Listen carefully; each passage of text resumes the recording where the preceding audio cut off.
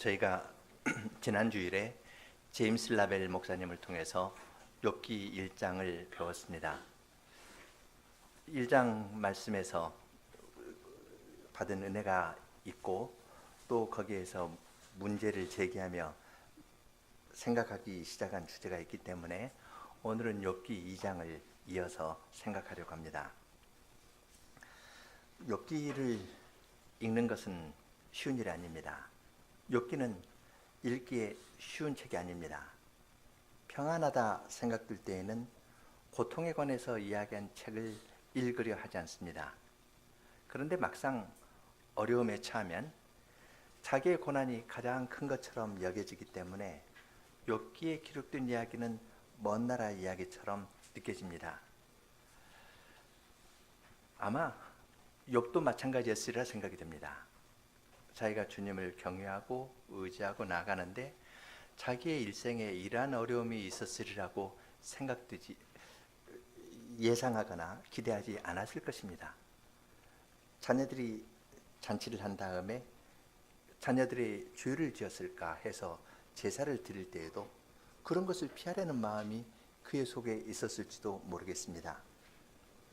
그런데 하나님께서는 욥에게 큰 고난을 허락해 주셨습니다. 나의 종 욥을 이 땅에 두시고 나의 종 욥을 통해서 하나님께서는 하나님의 뜻을 이 땅 위에서 이루어 나가시고 하나님에 대해서 대적하는 사탄에게 나의 뜻은 이러한 것이다 하고 분명히 밝혀주셨습니다.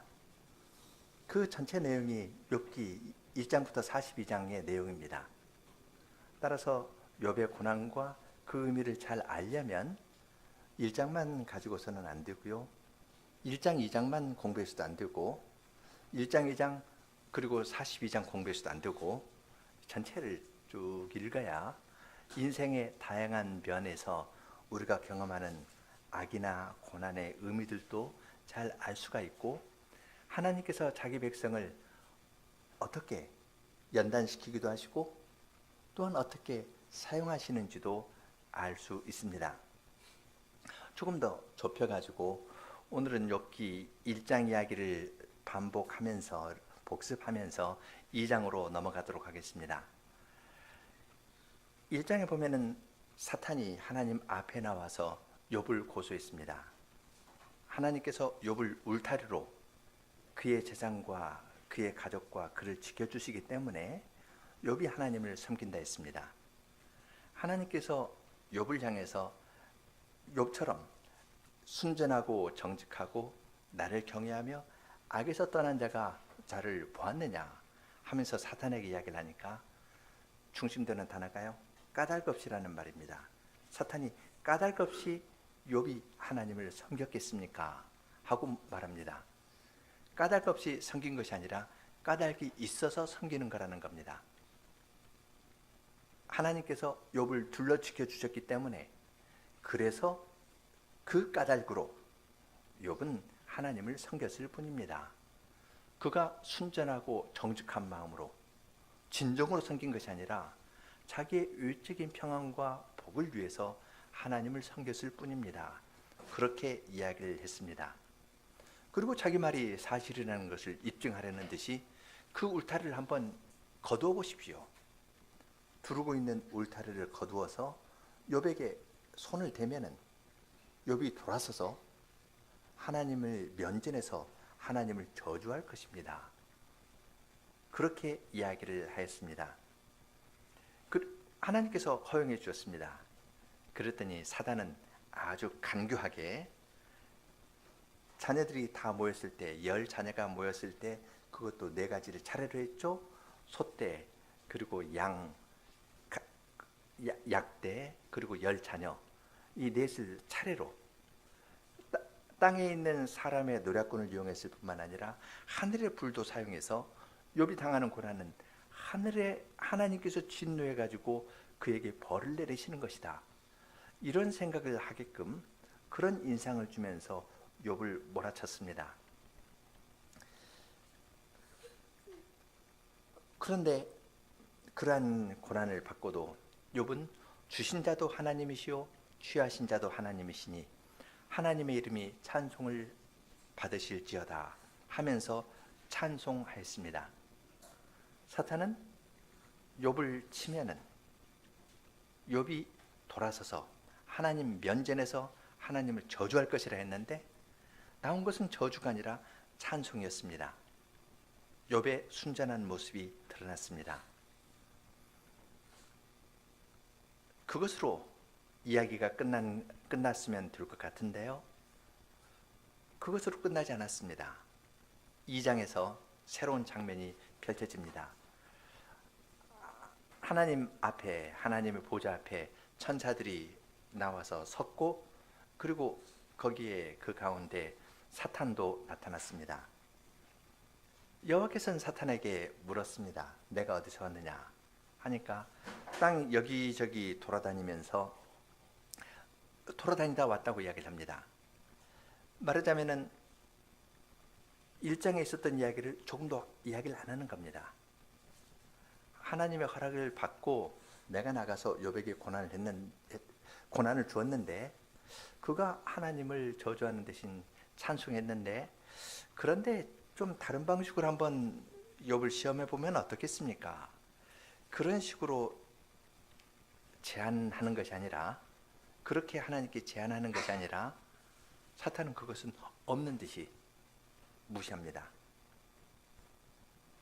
그리고 다른 이야기를 시작합니다. 거기에 대해서 하나님께서 말씀하시는 이야기가 2장에 기록되어 있습니다. 사단이 제안한 것은 욥의 피부를 치십시오. 욥의 살과 뼈를 치면은 욥이 하나님을 저주할 겁니다. 그렇게 하면서 살과 뼈를 쳤습니다. 큰 고난 가운데 떨어진 것을 보고 욥의 아내가 하나님을 저주하고 죽으면 좋겠다, 그렇게 이야기를 하니까 욥이 자기 아내에게 당신의 말은 미련한 여인이 말하는 것, 그러한 말 중에 하나와 같다. 당신의 말은 미련한 여인의 말과 비슷하다. 그렇게 말하면서 우리가 하나님에게서 받았으니 나쁜 것도 악도 받아야 되지 않겠느냐라고 대답하였습니다. 이것을 가지고 2장 10절에서는 이 모든 일에서 욥은 그의 입술로 범죄하지 않았다, 이렇게 평가합니다.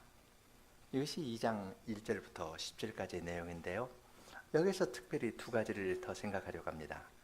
첫째는 사단의 까닭없는 공격이라는 말의 의미에 대해서 조금 생각하겠습니다. 사탄이 욥을 까닭없이 공격했는데 하나님께서도 내가 욥을 까닭없이 공격하려 했다, 그렇게 말했습니다. 까닭없이라는 말이 하나님의 입에서 나왔을 때, 사탄의 입에서 나왔을 때 다릅니다. 그리고 이 이야기 전체에서 까닭없다는 말이 무엇을 의미하는지 이야기의 흐름 가운데에서 그 지점에 좀 더 초점을 맞추어서 생각을 하겠습니다. 그리고 2장 10절에서 이 모든 일에서 욥이 자기 입술로 범죄하지 않았다고 기록합니다. 그렇게 하면은 완전히 이야기가 끝날 것 같은데요. 욥이 완전히 대답을 잘했으니까. 그런데 욥기는 2장에서 끝나는 것이 아니라 42장까지 더 이어집니다. 2장 이후에 40장이 더 이어집니다. 입술로 범죄하지 않았다, 그렇게만 말하고 그 다음에 다른 이야기로 이어집니다. 이 말로써 하나님께서 욥에게 요구하시는 것가 있고 욥에게 원하시는 것이 담겨 있음을 볼 수 있습니다. 그것이 무엇인지도 조금 덧붙여서 두 번째로 생각해 보겠습니다. 먼저 2장 1절부터 6절은 하늘의 장면입니다. 하늘에 하나님의 어전에서 천사들이 시립해 있는데 거기에서 하나님과 사탄이 이야기하는 내용입니다. 2장 앞부분에 있는 내용은 1장 앞부분에 있는 것도 비슷합니다. 내가 어디에서 왔느냐 하니까 이리저리 돌아다니다가 왔습니다, 그렇게 말합니다. 이야기를 하자면 욥이 욥을 시험하려고 사탄이 하나님께 허락받은 것이 있습니다. 그러니까 하나님 앞에서 자기가 허락받은 것에 대해서 보고해야 되는 것이 당연한 겁니다. 그런데 거짓의 아비 사탄은 시침 떼는데 1인자입니다. 완전히 입을 딱 씻습니다. 욥에게 전혀 가서 그에게 고난을 주었다든지, 그래서 뭐 욥이 좀 마음이 흔들렸다라든지, 그런데 마음이 흔들렸어도 그가 하나님을 찬송했다든지 그런 것에 대해서 조금도 이야기를 하지 않습니다. 거짓의 아비인 사탄은 여기서도 시침을 딱 떼면서 이야기를 합니다. 그러자 하나님께서 욥을 위해서 말씀하십니다. 욥이 그와 같이 순전하고 정직하여 하나님을 경외하며 악에서 떠난 자가 세상에 없었다고 말씀하십니다. 이 이야기는 1장 1절에 있는 말이고요. 1장 1절 욥을 소개하는 데 나온 말이고, 1장 8절 하나님께서 사탄과 이야기를 하면서 욥에게 말씀하신 겁니다. 그리고 여기 세 번째로 기록됩니다. 같은 이야기여도 처음 나올 때 다르고요, 두 번째 나올 때 다르고, 그 다음에 시험을 통과한 후에 하나님께서 인정하시면서 욥처럼 순전하고 정직하여 하나님을 경외하고 악에서 떠난 자가 없었다, 이렇게 이야기하는 것은 훨씬 의미가 다를 것입니다. 뿐만 아니라 2장 3절에는 말이 하나 더 붙여 있습니다. 그가 오히려 자기의 순전을 굳게 지켰다. 네 가지를 이야기하셨을 뿐만 아니라 그 여전히 자기의 순전함을 지켰다 하면서 욥이 이 시험에서 이긴 것의 의미를 잘 하나님께서 인정해 주시면서 그렇게 말씀하셨습니다. 인정해 주실 때 하나님께서 말을 덧붙이는데요, 내가 나를 격동하여 까닭없이 그를 치게 하였다고 이야기를 합니다. 까닭없이 치게 하였다는 말은 1장 9절에 나오는 말입니다. 1장 9절에서 욥이 어찌 까닭없이 하나님을 경외하리이까? 잘해주니까 하나님을 경외한다. 울타리로 지켜보여주니까 하나님을 경외한다. 그랬는데 그 까닭으로 현세적인 이익 때문에 하나님을 섬기는 것이라고 이야기를 했는데, 그 말을 하나님께서 받아가지고 말씀하십니다. 너는 까닭없이 나를 격동하여서 그를 치게 하였다라고 이야기를 합니다. 사탄이 사용한 까닭없이라는 말을 하나님께서 네가 까닭없이 욥을 격동시켰다. 너는 욥이 공리주의적인 이유로 나를 섬긴다 했는데 그건 근거가 없다. 그렇게 말씀해 주시는 겁니다. 그런데 하나님께서 하시는 말씀에는 조금 더 깊은 의미가 있습니다. 까닭없이 그를 치게 하였어도 라고 했는데, 여기 지금 친다는 말은, 다른 데에 친다는 말은 손을 댄다는 말이었는데요, 그의 재산을 치소서 손을 대라는 말이었습니다. 근데 여기에는 좀 강한 말입니다. 여기서는 친다는 것은 파멸시킨다는 겁니다. 욥을 파멸시키려고 했다, 그렇게 말하는 겁니다. 사단이 너는 욥이 공리주의적인 이유로 나를 섬긴다고 말했지만 욥을 시험에 둠으로써 욥을 파멸시키려 했다, 그렇게 이야기를 합니다.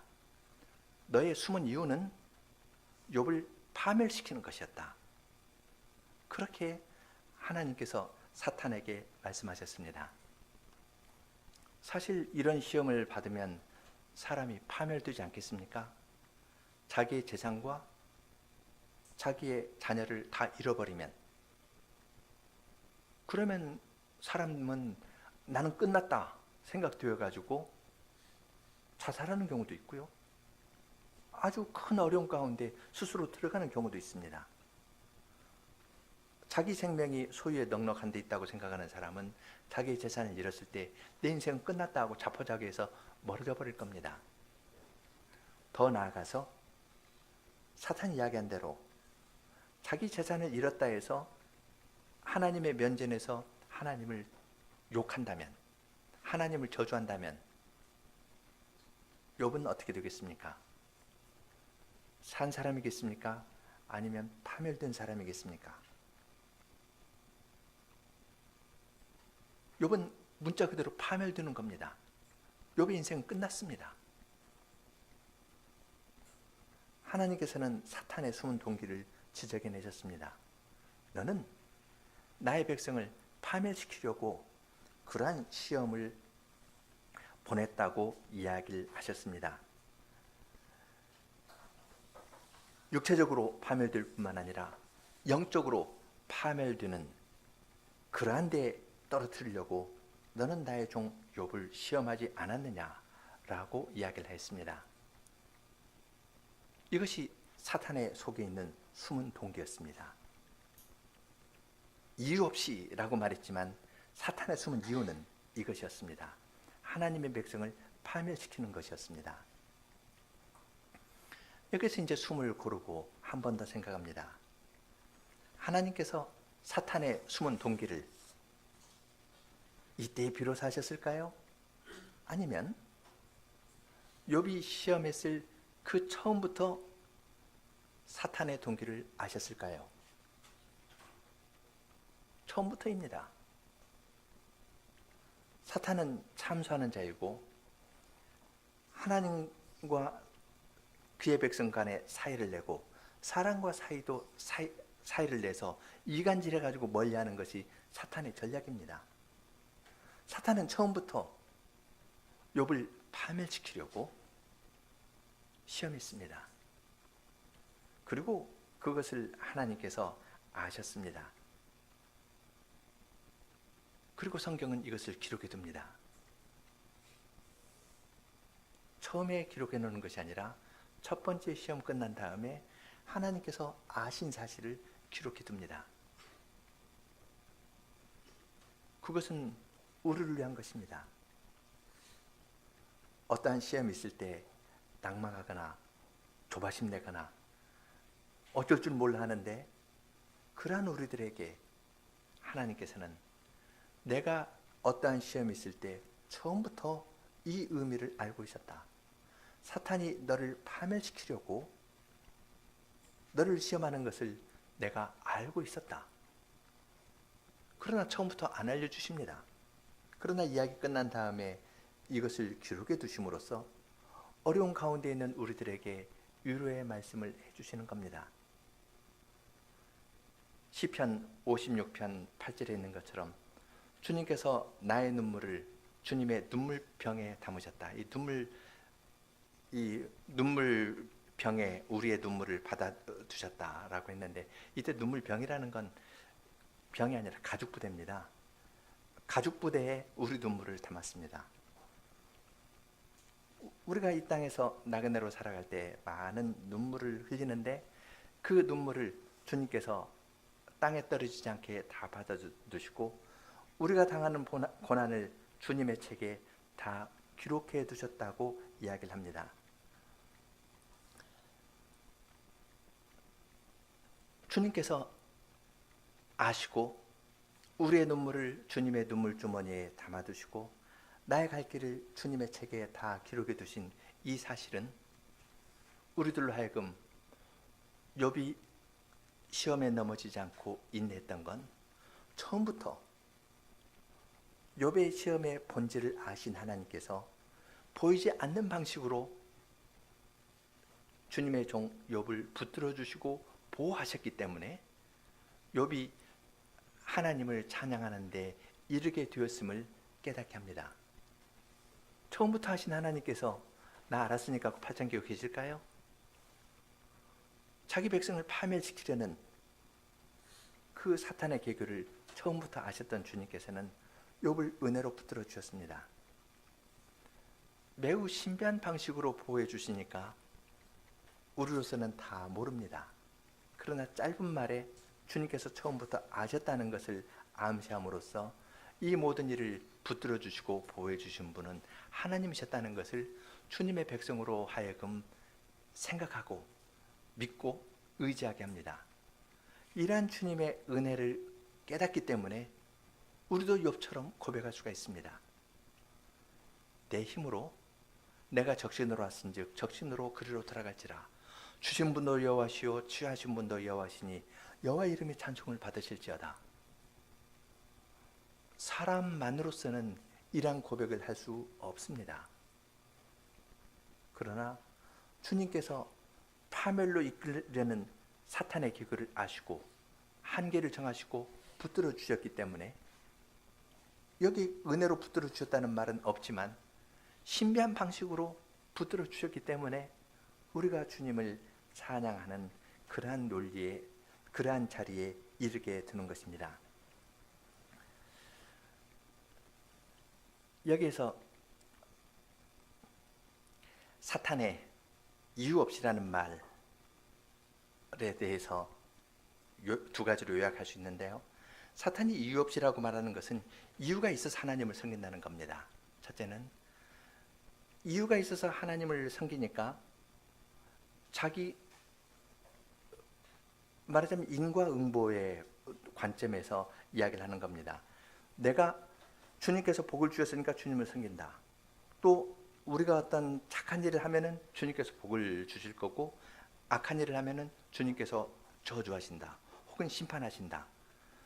이유가 있게 하나님과의 관계를 어떠한 사람의 행위나 노력이나 이러한 것에 근거해 가지고 이야기를 합니다. 그런데 사탄의 이유를 따라가면은, 그 논리대로 되면은 이렇게 되는 것은 어디인가요? 그건 파멸입니다. 사탄은 하나님께서 복을 주시니까 하나님을 섬깁니다. 이것이 이유입니다. 하는데 이런 논리에 접어들면은 사람이 하나님을 섬기는 것이 공리주의에 의한 것이 되는 것이고, 따라서 구원도 우리가 착한 일에 의해서 하나님이 구원을 주시고, 내가 잘못하면 하나님이 치신다. 이런 논리에 들어가면은 사람은 결국 파멸에 이를 수밖에 없게 되는 겁니다. 짧은 말에, 하나님의 짧은 말에 사탄에 대한 평가가 들어있고, 그것을 아시고 통제하시는 주님의 지혜와 사랑과 능력도 있는 것을 봅니다. 하나님의 이러한 선언 앞에 섰다면 여러분은 어떻게 하시겠습니까? 자기 속생각이 들킨 겁니다. 이유 없이 하나님 섬기겠습니까? 그랬는데 하나님께서 사탄 너 이유 없다고 말했는데 그렇게 해가지고 욥을 파멸시키려고 했지 하면서 그것을 지적해내시면 보통 사람 같으면 얼굴이 뜨거워가지고 어쩔 줄 몰라 할 겁니다. 그런데 거짓의 아비인 사탄은 그렇지 않습니다. 아주 뻔뻔합니다. 하나님 앞에 서서 욥이 찬송한 것도 전혀 이야기를 안 하고 시침 뚝 낸 이 사탄은 하나님께서 이렇게 심판의 언도를 하셔도 그의 속생각을 드러내서도 아주 뻔뻔합니다. 그리고 덧붙여서 이야기합니다. 그렇게 하지 말고요, 주님께서 손을 펴서 그의 뼈와 살을 한번 쳐보십시오. 손을 펴서 그에게 대면은 그는 틀림없이 주님의 면전에서 주님을 저주할 겁니다. 주님 욕할 겁니다. 그렇게 이야기합니다. 자기의 전 입장에서 조금도 달라진 것이 없습니다. 그때 너무 약해서 그랬는데요, 이번에 강도 조금 더 센 걸로 한번 해보시죠. 그러면 욥이 반드시 돌이켜서 주님을 저주할 것입니다 라고 이야기를 합니다. 그런데 놀랍게도 하나님께서는 그것을 허용하셨습니다. 그가 내 손에 있다. 다만 그의 목숨은 손대지 말라. 혹은 그의 목숨은 해하지 말지니라. 이 해하지 말라는 말은 번역할 때 그 해하지 말라에서 이중 부정으로 했는데 원문은 그의 목숨은 보존해랍니다. 그 이스라엘을 지키시는 자라 했을 때요, 이스라엘을 지킨다는 말과 똑같습니다. 그의 목숨은 지켜라고 말씀하셨습니다. 그러니까 이 말은 객관적으로 잘 생각하면요, 사탄이 하는 것은 그를 친다 하더라도 결국 그의 목숨을 지키는 것이 됩니다. 패배가 예상된 그러한 공격이었습니다. 공격해가지고 사탄이 공격에 의해서 욥이 하나님을 저주하면은 욥은 파멸에 떨어지겠죠. 그런데 그가 공격을 해도 하나님께서 그의 목숨은 지켜준다 하셨습니다. 이스라엘을 지키시는 분이 욥도 지켜주시는 겁니다. 패배가 예상된 그러한 공격이었습니다. 그런데 사탄은 둔합니다. 그 속에 진리가 없으니까 그 말이 갖고 있는 하나님의 명령이 갖고 있는 이 뜻을 모른 채 즉시로 내려와 가지고 욥을 칩니다. 이때 그 사탄이 말할 때 그렇게 말합니다. 손을 펴서 그의 뼈와 살을 치라고 이야기를 하는데 4절에 있는 말도 이렇죠. 가죽으로 가죽을 바꾸오니 사람이 그 모든 소유물로 자기의 생명을 바꾸었지라. 생명을 보존하려고 자기 모든 소유를 판다고 이야기를 하죠. 그 다음에 가죽을 가죽으로 바꾼다는 말은 가죽을 가죽으로 바꾼다는 말은 지금 여기 4절에서 가죽을 가죽으로 바꾼다는 말, 그의 모든 소유물로 자기 생명을 바꾼다는 말은 서로 연결되어 있습니다. 가죽으로 가죽 물물 교환하듯이 사람이 자기 생명을 보존하려고 자기 모든 소유를 줄 것이다. 그러니까 생명이 아주 중요하다는 이야기를 하는 겁니다. 가죽으로 가죽 바꾸듯이 모든 소유물을 주고 생명을 보존하려 한다. 그렇게 이야기를 합니다. 그러니까 그를 욥의 살과 뼈를 치라. 그렇게 하나님께 제안합니다. 그런데 그렇게 말을 할 때 가죽으로 가죽을 바꾼다는 말은 가죽 둘레의 가죽을 이런 말입니다. 가죽 둘레의 가죽을 그렇게 하면은 1장에 있는 이미지하고 똑같죠. 울타리를 둘러서 욥의 재산을 보호했듯이 사람이 갖고 있는 이 가죽은 사람의 몸을 두르고 있는 거잖아요. 이 몸을 두르고 있는 이 가죽을 치소서 그렇게 이야기를 했습니다. 여기에서 사탄은 욥을 공격할 때 하나님의 둘러보호하심, 울타리를 둘러보호하는 것을 없애듯이 사람의 생명을 둘러싸고 있는 이 가죽을 없애달라. 하나님의 보호하심을 들어서 그 욥을 더 이상 보호하지 말라. 그런 뜻으로 이야기를 하였습니다. 그렇게 욥의 살과 뼈를 치면은 욥이 즉시 돌이켜서 하나님의 면전에서 하나님을 저주할 것이라 하였습니다. 이것이 6절까지의 내용이고요. 7절, 8절에서는 사탄이 공격하는 이야기가 기록되어 있습니다. 사탄이 이에 여호와 앞에서 물러났고 물러난 다음에 물러나서 욥을 쳐서 그 발바닥에서 정수리까지 악창이 나게 하였습니다. 1장에서는요. 그 허락을 받은 다음에 아들의 잔칫날까지 기다렸습니다. 그런데 여기서는 물러나자 곧바로 욥을 쳤습니다. 그러니까 하나님 앞에서 나와가지고 즉시 욥을 친 것이라 생각이 됩니다. 욥의 피부를 치되 머리로부터 발바닥에서부터 머리 끝까지 악창, 고약한 종기로 쳤습니다. 그 뒤에 보면은 그러니까 그 악창으로 치니까 재에 앉아 있으면서 질그릇 조각으로 기와 조각으로 자기 몸을 긁었다고 이야기를 합니다. 재에 앉았다는 말은 동네 밖에 쓰레기 태우는 곳입니다. 동네 안에 있지 못하고요. 자기 집안에 있지도 못하고 악창이 나고 하니까 전염병의 우려가 있다고 생각되었는지 부정하다고 생각되었는지 쓰레기 태우는 그곳에 가서 쓰레기 태우고 남은 그 재 있는데 욥이 앉아 있었습니다. 전에는 동방의 가장 큰 부자이고 집이 있고 하인들이 있었는데 그런 사람들과도 못 있고 하인들과도 같이 못 있고 제 있는 곳에 내려가서 앉았습니다. 그 정도뿐만 아니라 사회적으로 어렸을 뿐만 아니라 이 기와 조각으로 혹은 질그릇 조각으로 몸을 긁었습니다.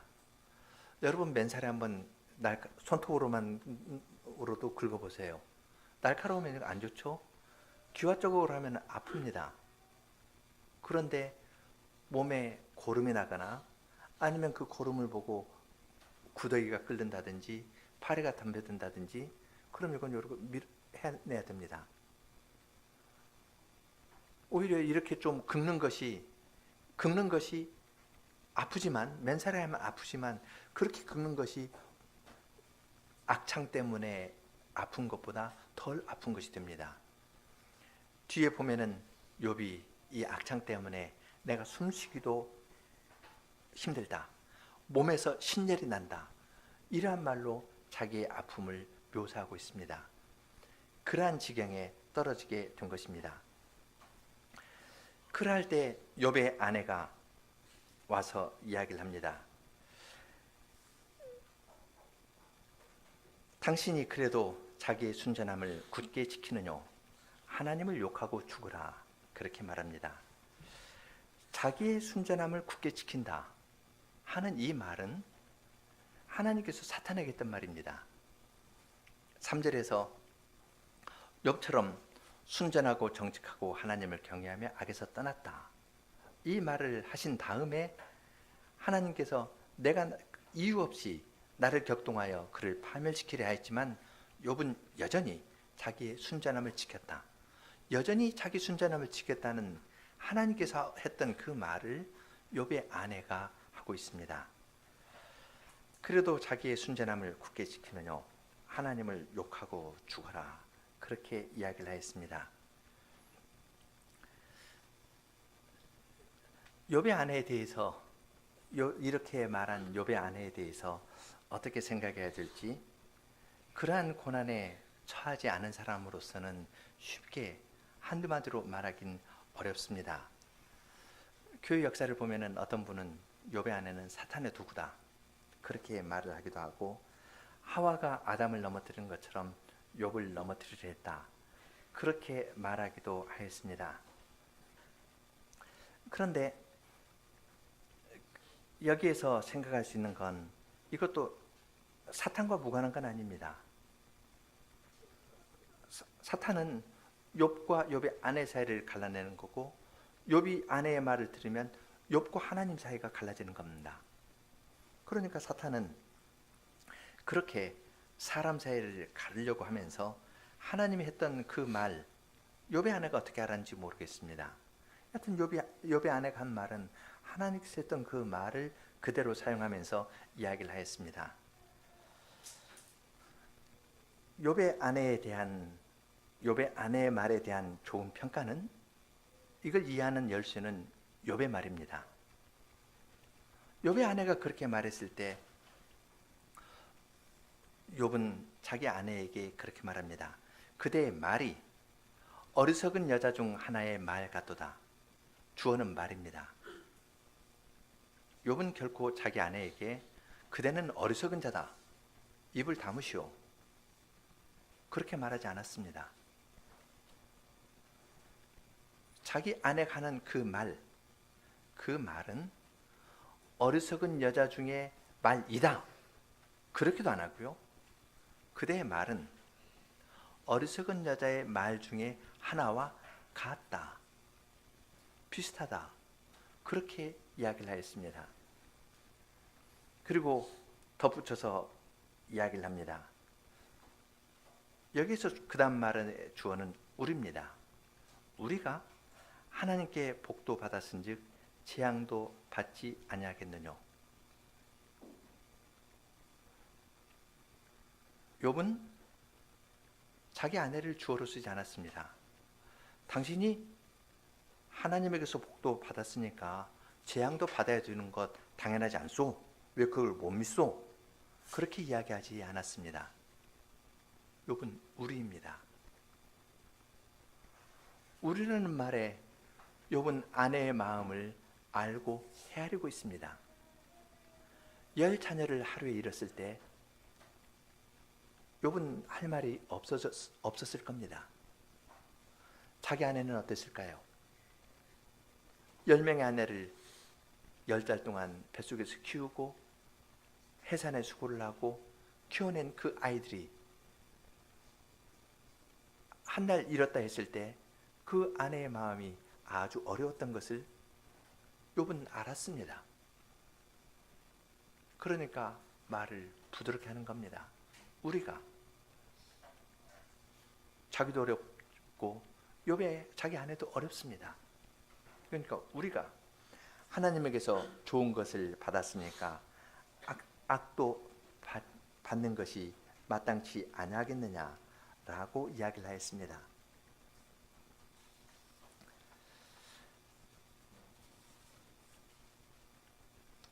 욥의 아내의 이야기는 더 이상 나오지 않고 그 뒤에 중간에 살짝 나오지만 마지막에 욥의 세 친구를 위해서 욥이 제사를 드렸지만 욥의 아내를 위해서 욥이 제사를 드린 일은 없습니다. 그리고 그 아내를 통해서 또다시 10자녀를 낳았습니다. 이러한 데에서 욥의 이 말이 효과가 있었으리라 생각이 듭니다. 욥이 이렇게 아내의 어려움을 헤아리면서 우리라는 말로 아내를 위로하는 것으로 끝납니다. 여기에서도 사탄의 의도는 이루어지지 않았습니다. 사탄은 하나님을 그렇게 치면은 그를 두르고 있는 삿갓을 치면은 욥이 돌이켜서 하나님을 욕할 겁니다. 그렇게 말했는데 그대로 이루어지지 않았습니다. 대신 욥은 자기 아내에게 우리가 하나님에게 복도 받았은즉 재앙도 받지 아니하겠느뇨 하면서 아내를 위로한 걸로 이야기가 끝납니다. 그리고 평가는 이 모든 일에 욥이 입술로 범죄치 아니하였다라고 말합니다. 욥이 입술로 번역하지 않았다, 죄를 범하지 않았다, 이 말로 두 번째 시험 이야기는 끝납니다. 입술로 범죄하지 않았다. 그렇게 하고 끝나는데 여운이 있습니다.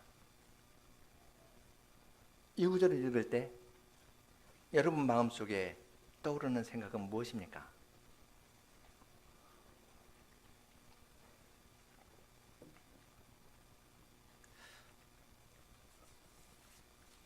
이 장 10절을 읽을 때 이것은 1장 21절하고 조금 구분되는 걸 느낍니다. 1장 21절에서는 내가 모태에서 적신으로 나왔고 적신으로 주님께 돌아가올지라 주신 자도 하나님이시요 취하신 자도 여호와시니 여호와 이름이 찬송을 받을지어다. 이 모든 일에 욥이 범죄하지 아니하고 하나님을 향하여 어리석게 원망하지 아니하니라. 그렇게 이야기를 하는데 2장 여기에서는 입술로 범죄하지 않았다라는 말로 끝납니다. 사탄이 예상하는 것처럼 저주의 말이 욥의 입에서 나오지 않았습니다. 그리고 끝납니다. 이렇게 해서 끝나니까 찬양의 소리도 아니었고요, 저주의 소리는 안 나왔지만 찬양의 소리가 나오지도 않았습니다.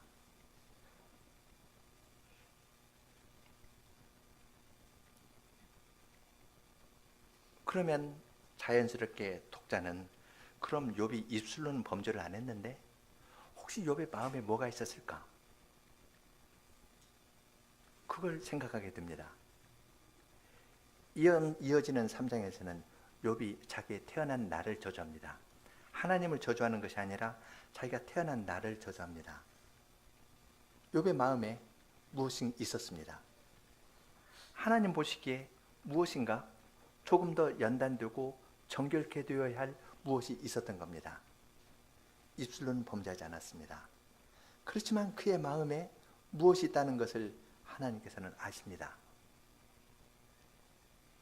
이제 이 문제, 마음속에 있는 문제를 다루는 것이 욥기 3장부터 마지막까지입니다. 하나님께서는 욥을 정금과 같이 단련하여서 그의 속에 무엇이 있는지를 드러내시고 이것을 없애시면서 정금과 같이 나오게 하시려고 욥에게 계속해서 고난을 보내셨습니다. 외적인 고난의 배경에서 온몸에 악창이 난 이 배경에서 욥은 세 친구와 이야기를 합니다. 그러면서 그의 마음에 있는 생각들을 주님께서 끄집어내십니다. 친구의 어떤 말에 대해서 대답하면서 욥의 마음에 있는 것이 어떤 것인지 주님께서는 끄집어내십니다. 그리고 그것을 정결케 하려고 하시는 겁니다. 이것은 이제 다른 본문들을 보면서 우리가 생각해 나아갈 주제가 되겠습니다. 오늘 읽은 욥기 2장 1절로 10절을 읽는 데에서 세 가지를 생각할 수 있겠습니다. 첫째는 하나님께서 인정해 주시는데 사탄은 무시한다는 겁니다. 평이한 말이지만 우리 자신을 돌아보게 합니다. 특히 유교 문화권에서 자란 우리는 다른 사람을 칭찬하는데 참 약합니다. 생각해 볼 필요가 있습니다.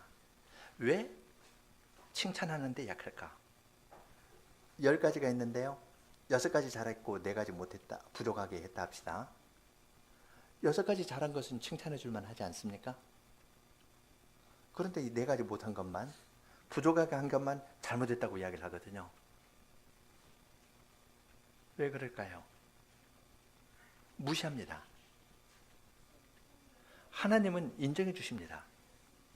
하나님은 욥에 대해서 이야기할 때 욥처럼 순전하고 정직하고 하나님을 경외하고 악에서 떠났다, 그렇게 할 뿐만 아니라 첫 번째 시험 잘하니까 그는 여전히 자기 순전함을 지키고 있다, 보너스를 하나 더 얹어서 주십니다. 그런데 사탄은 그걸 싹 무시합니다.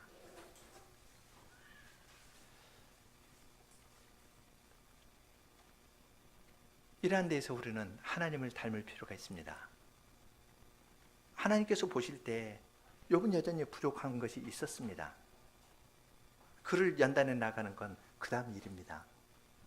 그렇지만 욥이 그만큼 고백하고 나아간 것에 대해서는 하나님께서 즐겨 받으시고 인정해 주셨습니다.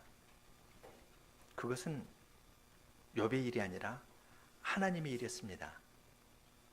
사탄이 이유 없이 하나님을 격동해서 욥을 파멸시키려 했다는 것을 하나님께서는 처음부터 아셨습니다. 처음부터 아셨던 하나님께서는 욥을 보호해 주신 겁니다. 하나님의 은혜로 욥이 보호를 받아서 그러한 고백을 하는 데 이르자 하나님께서는 보너스로 여전히 순전함을 지키고 있다 하면서 칭찬해 주셨습니다. 그러한 거기에 주님의 은혜의 모습이 있기 때문에 우리는 그것을 인정하면서 나아가야 합니다. 칭찬에 인색한 데에는 관계 때문에 그렇습니다. 항상 위에 있으려고 하니까 아랫사람이 잘하는 걸 잘 인정 안 해줍니다. 인정해줘도 나의 우위권이 고수되고 유지된 이 한계 안에서 정치적으로 조금 인정해주는 것이지 진정으로 인정해주는 것은 참 드뭅니다. 그것은 하나님께서 저 아이가 9개 잘못했는데 하나 잘한 거가 있다 합시다. 하나 잘한 것 하나님의 은혜로 잘한 것이거든요. 사람 마음으로만 놓고 보면 10개 다 잘못합니다. 그런데 하나님의 은혜로 하나 잘한 거 있으면 이거 칭찬해 줘야 합니다. 9 잘못한 것 가지고 하나 무시하면은 하나님 편보다는 사탄 편에 갑니다. 하나님께서 하신 것을 인정하지 않고 무시하려는 것, 이것이 사탄의 일입니다. 우리는 그러한 것을 여기에서 평이하게 2장 앞부분에서 생각합니다. 둘째는 까닭없다는 말입니다. 사탄이 까닭없이 욥이 하나님을 경외하리이까 할 때 사탄이 이야기하는 까닭없다는 말은 물리적인 복 때문에 물질적인 복을 받으니까 하나님을 섬긴다는 것이었습니다. 그런데 그가 까닭없다 했는데 사탄이 그렇게 말한 데는 까닭이 있습니다. 그 까닭은 그가 그걸로서 그런 말을 한 이유는 욥을 파멸시키려는 것이었습니다. 그런데 하나님께서는 네가 까닭없이 나를 격동해서 욥을 파멸시키려 했구나. 그의 죄를 지적해내신 겁니다. 그러면서 하나님께서는 욥을 너의 손에 넘겨두지만 욥의 생명을 지켜라. 그렇게 말씀하셨습니다. 하나님께서 허용하시지만 하나님은 욥의 생명을 지켜주시는 겁니다. 만일 까닭없이라는 말을 쓴다면 사탄은 의도를 가지고 썼습니다.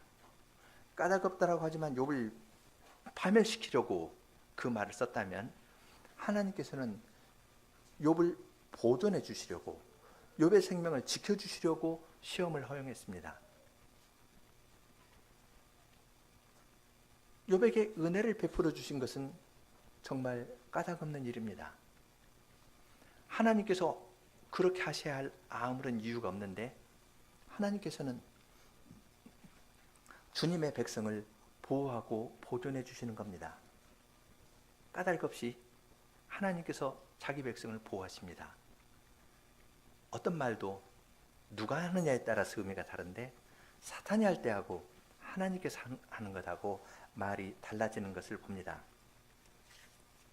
예수님께서도 요한복음 15장에서 포도나무와 가지의 비유를 하신 다음에 이런 말씀을 하셨습니다. 요한복음 15장 22절부터 25절입니다.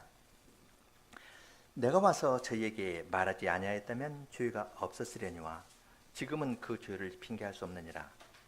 나를 미워하는 자는 또 내 아버지를 미워하느니라. 내가 아무도 못한 일을 저희 중에 사지 아니하였다면 저희가 죄 없었으려니와 지금은 저희가 나와 및 내 아버지를 보았고 미워하였도다. 그러나 이는 저희 율법에 기록된 바 저희가 연고 없이 까닭 없이 나를 미워하였다 한 말을 응하게 하려 함이니라.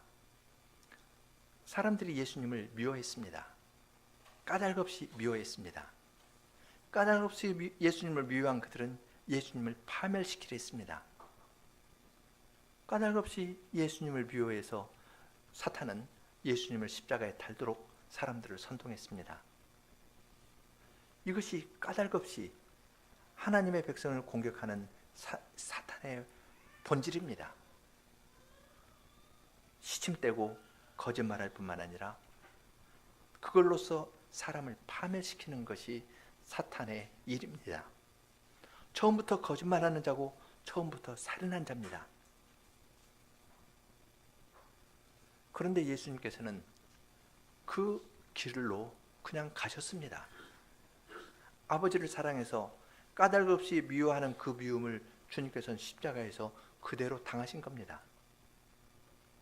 그렇게 당하신 이유는 우리의 생명을 지켜주시려고, 우리를 구원해 주시려고 주님께서 그러한 길을 가신 것입니다. 예수님께서는 이 말씀을 하실 때 자신에 관한 이야기보다 예수님의 제자들을 위해서 이 말씀을 하셨습니다. 포도나무와 가지의 비유를 말씀하신 다음에 그리스도와 연합된 사람에게 이 말씀을 하셨습니다.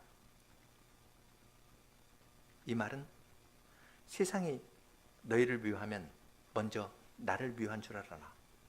나를 까닭없이 미워해서 파멸을 이르게 하려 한 것처럼 까닭없이 너희도 미워할 것이다. 너희를 파멸에 떨어뜨리려고 할 것이다. 그렇게 말씀하십니다. 그리고 주님께서는 파멸 없는 미움을 당했지만은 그것으로서 만민의 구원을 이루셨습니다. 우리의 구원을 이루신 겁니다. 따라서 주님께서는 이러한 말씀으로 고난 가운데 있는 주님의 백성에게, 이유 없이 미움을 당하는 주님의 백성에게 주님의 십자가를 생각하며 이것을 참고 나아가도록 우리를 인도하십니다. 어떻게 보면 이 세상에서 고난을 당하는 것은 그리스도의 고난에 참여하는 것이고 따라서 영광스러운 겁니다. 주님께서 은혜 주시는 대로 욥기의 이곳저곳을 살펴보기를 원하는데요. 맨 마지막에 가서 욥의 고난의 효과는 어디에서 나타납니까? 자기를 그처럼 비난했던 세 친구를 위해서 제사를 드리는 데에서 욥의 고난의 의미가 다 이루어집니다. 지금 어떠한 일로 고난을 당하지만은 나로서는 알 수 없는 이유 가운데에서 고난을 받는 일이 있지만 그리스도 안에서 받는 고난은 이것이 다른 사람의 구원으로 향하는 고난입니다.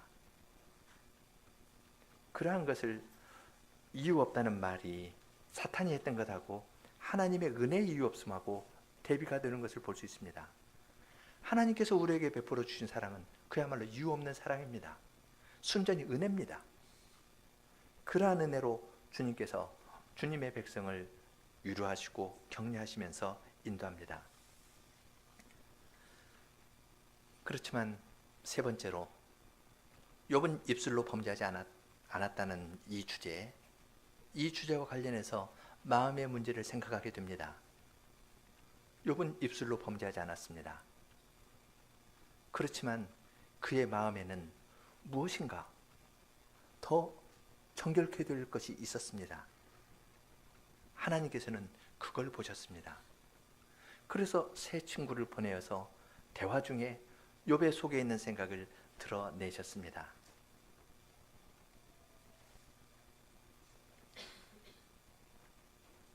주님께서 왜 욥에게 그런 고난을 허락하셨는지 저희로서는 다 알 수 없지만 욥의 문제는 마지막에 하나님을 배웠을 때 욥은 자기의 모든 문제에 대한 답을 얻었습니다. 그 전까지는 하나님을 뵙기 전까지는 욥은 자기의 문제를 풀 수가 없었습니다. 친구에게 심한 말을 하기도 하고 하나님에게 심한 말을 하기도 했습니다. 그런데 그러한 구절을 읽을 때 오히려 우리는 위로를 얻습니다. 왜냐하면 내 마음의 가운데에도 그러한 움직임이 있는 것을 보기 때문에 그러한 자를 주님께서 정결케 하여서 하나님의 얼굴을 뵙게 하고 또한 친구의 구원을 이루어 나가도록 하기 때문에 우리는 욥기의 이야기에서 큰 위로를 얻게 됩니다. 우리의 모든 문제도 그날 주님을 얼굴과 얼굴로 뵐 때 우리의 모든 문제가 해결될 것입니다. 그 전에는 거울로 보는 것처럼 희미하고 잘 모르고 입술로는 범죄 안 하지만 마음속에서는 전쟁터 같은 그러한 것이 우리의 모습입니다. 그렇지만 주님께서는 그러한 우리들도 이유 없이 보호해 주시면서 단련하여 정금과 같이 나오게 하십니다. 때때로 들려주시는 그 말씀을 의지하면서 우리는 이 땅에서 나그네로서 고백하고 영원한 나라를 소망하면서 살아갑니다. 함께 시편 39편 부르겠습니다.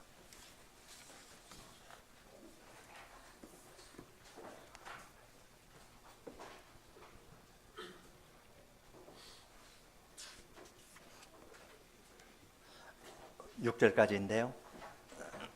1, 2, 3절 하고 간주하고 4, 5, 6절인데 1절 함께 2절 여성 3절 남성 간주하고 4절 자녀들 5절 어른들 그리고 6절 함께 하겠습니다.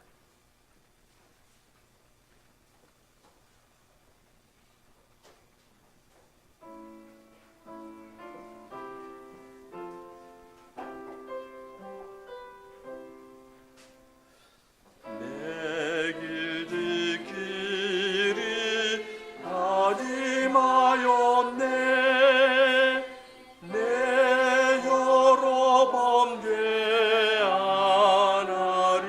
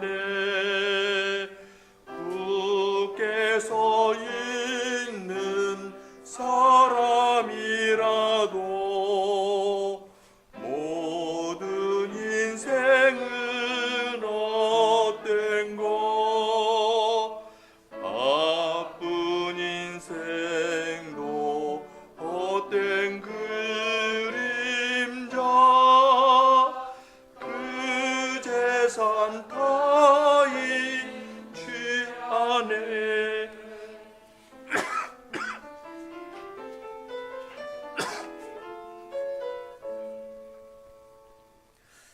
이제 무엇을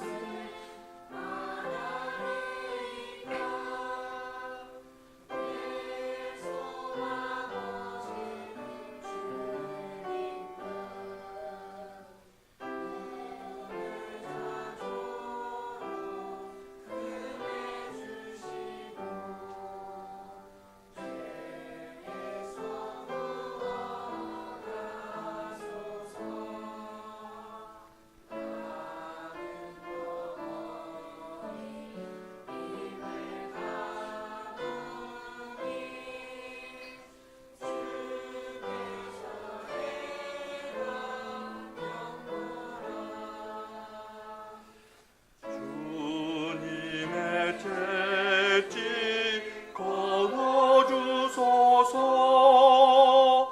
주께서 치면 끝나네. 사람의 죄악 징계하시니 그들이 열망하는 것 좀 먹음같이 삭게 되도다. 모든 인생은 헛된 것. 주님 제 기도 들어주소서. 제 동공 눈물 보소서. 조상들처럼 나도 나그네 주님과 함께 안길소. 눈길 주시고 웃게 하소서. 이 세상 떠나기 전에.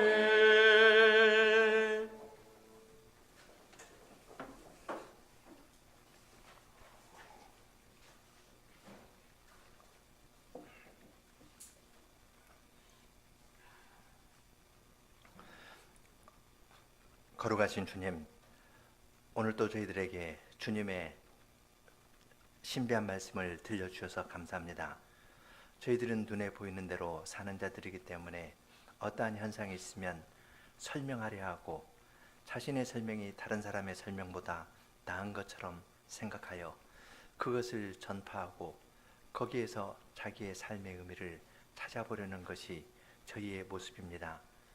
그렇지만 그러한 저희를 주님께서 아무런 이유 없이 그리스도 안에서 구원하여 주시고 그리스도께서 세상에 까닭없는 미움과 저주를 십자가에서 다 받으심으로써 구원의 일을 이루시고